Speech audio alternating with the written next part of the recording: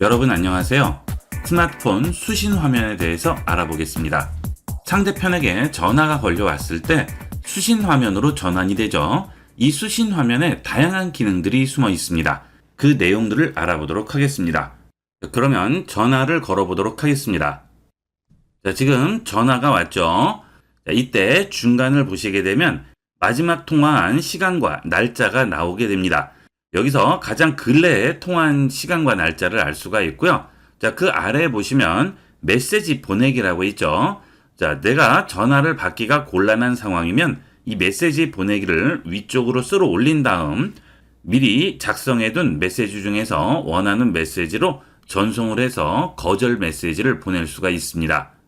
자, 전화를 받아보도록 할게요. 터치해서 스와이프하면 전화를 받을 수가 있죠. 자, 이때 내 소리를 차단을 할 수가 있죠. 자, 여기 있는 이 버튼을 누르게 되면 내 소리를 차단을 할 수 있습니다. 그러면 상대편에게 내 소리가 들리지 않겠죠.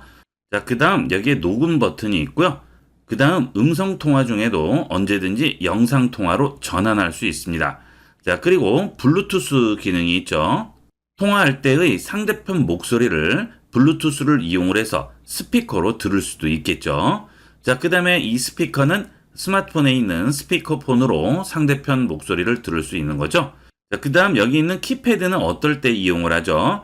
ARS 같은 것들을 이용을 하실 때 번호를 눌러야 하죠. 자, 그럴 때 여기 있는 키패드 버튼을 누르시고 원하는 번호를 눌러주시면 그 번호에 해당하는 소리가 ARS로 입력이 되게 되면 원하는 서비스로 넘어갈 수가 있죠. 자, 그 다음 원래대로 돌아갈 때는 언제든지 숨기기만 다시 눌러주시면 되겠습니다. 자, 그리고 우측 상단에 보시면 점 3개 버튼이 있어요. 자, 이걸 눌러주시게 되면 연락처 보기라고 있고요. 그 다음 메시지 보내기라고 있죠. 통화 중에도 이 메시지 보내기를 이용을 해서 상대편에게 원하는 메시지를 보낼 수가 있습니다. 예를 들어서 통화 중에 간단하게 서류를 찍어서 보내야 한다든지 할 때는 여기 있는 메시지 버튼을 눌러서 들어온 다음 카메라를 실행하시고 사진 촬영한 다음 원하는 문서를 찍고 그 문서를 바로 메시지로 전송을 할 수가 있겠죠. 자, 가끔 민원 서류라든지 통장 사본 같은 것들을 통화 중에 보내야 할 일이 있는데요. 그럴 때 이용하시면 편리하게 이용할 수가 있겠습니다. 자, 다시 뒤로 돌아가겠습니다. 자, 그 다음 다시 점 3개 버튼 누르시게 되면 연락처 보기라고 나오죠. 자, 이 연락처 보기는 내가 이 상대편의 연락처에 기본적인 정보를 입력을 해놨을 경우에 그 정보를 확인할 수 있습니다. 자, 연락처 보기로 들어간 다음 하단에서 연락처 들어갑니다. 자, 그러면 상대편 프로필이 나오게 되죠. 자, 이 프로필 눌러주시게 되면 상대방의 프로필부터 메일이라든지 그 외에 적어 놨던 상대편에 대한 여러 가지 정보들을 여기서 확인을 할 수가 있습니다. 생일이라든지 주소, 그리고 상대편에 대한 기본적인 정보들을 입력을 해 놓으시면 중요한 거래처 같은 그런 상대방과 대화를 할 때는 기본적인 정보를 볼 수가 있기 때문에 실수할 수 있는 경우를 많이 줄일 수가 있겠죠. 이런 것들도 활용성이 매우 높은 기능이 되겠습니다. 다시 뒤로 돌아가겠습니다. 자, 그 다음 통화를 하시다가 홈 버튼을 잘못 누르셨어요.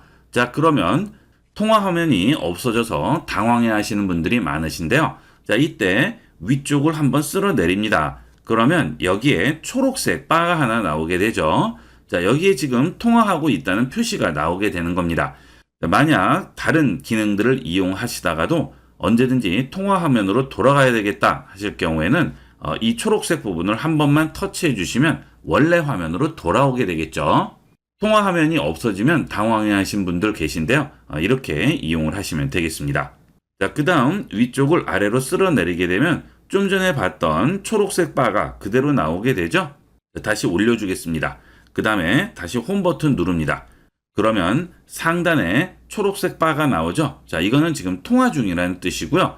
여기에 보시면 수화기 버튼이 깜빡이죠. 이것도 지금 통화 중이라는 뜻이 되겠습니다. 언제든지 아래로 내려주시고요.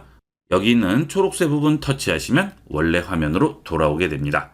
스마트폰의 통화 화면에는 다양한 기능들이 많이 숨어져 있습니다. 유용한 기능들이 많이 있으니까 적극 활용해 보도록 하세요. 갤럭시 스마트폰의 분할 화면과 팝업 화면을 활용하는 방법을 알아보겠습니다. 스마트폰을 이용을 하실 때 여러 개의 앱을 왔다 갔다 이용하시게 되는데요. 자, 그때 한 번에 하나의 앱만 이용하시는 것보다는 여러 개의 앱을 동시에 열어놓고 이용하시면 훨씬 편리하게 이용할 수 있겠죠. 자, 일단 실행하고자 하는 앱들을 전부 실행을 합니다. 자, 네이버 앱 실행을 하고요. 자, 그 다음 이번에는 유튜브 앱도 실행하겠습니다. 유튜브 앱 실행합니다. 이렇게 이용할 앱을 전부 실행한 상태에서 하단에 있는 열린 앱 버튼을 누르시고 열린 앱 화면으로 들어가게 됩니다. 자, 그러면 지금 열려있는 앱들이 전부 나오게 되겠죠. 이 상태에서 동시에 열 앱에 있는 앱 버튼을 터치하고 기다립니다. 그러면 분할 화면으로 열기와 팝업 화면으로 열기 두 가지가 나오게 되죠. 자, 분할 화면으로 열어볼게요. 자, 그러면 위쪽에 지금 내가 연 앱이 나와 있죠. 자, 그 다음 아래쪽에는 내가 실행해놨던 앱 중에서 아래쪽에 열 앱을 선택해주면 됩니다.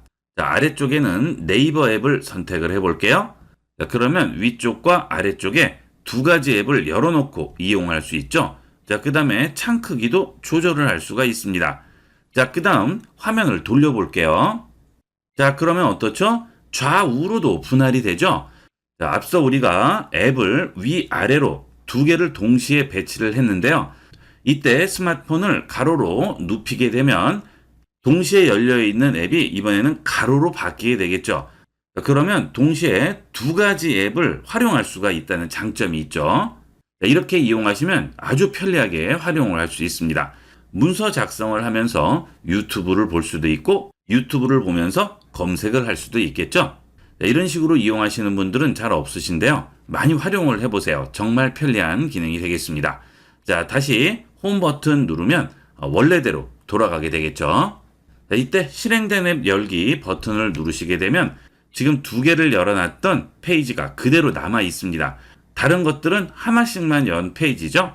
하지만 지금 이것은 두 개를 열어놨었죠. 자, 언제든지 터치하시면 원래대로 돌아가게 되겠죠. 그리고 다시 가로로 눕히게 되면 가로 화면으로 나오게 되겠습니다. 편리한 대로 활용을 하시면 되겠어요. 그 다음 원래대로 돌아가려면 중간에 분할하는 부분을 잡고 위쪽이나 아래쪽으로 쓸어 내리면 원래 화면으로 돌아가게 되겠죠. 자, 다시 홈 버튼 누르겠습니다. 자, 열린 앱 버튼 누릅니다. 그러면 지금 유튜브 열린 화면이 나오게 되죠. 자, 이때 유튜브 배지를 누르고 기다립니다. 그러면 이번에는 팝업 화면으로 열기라고 나오죠. 자, 팝업 화면으로 열기 합니다. 그러면 지금 열린 앱을 팝업 화면으로 띄울 수가 있습니다. 원하는 곳에 아무데나 가져다 놓을 수가 있죠. 여기서 네이버 앱을 실행해서 검색을 하게 되면 똑같이 열려있는 상태로 이용을 할 수 있고요.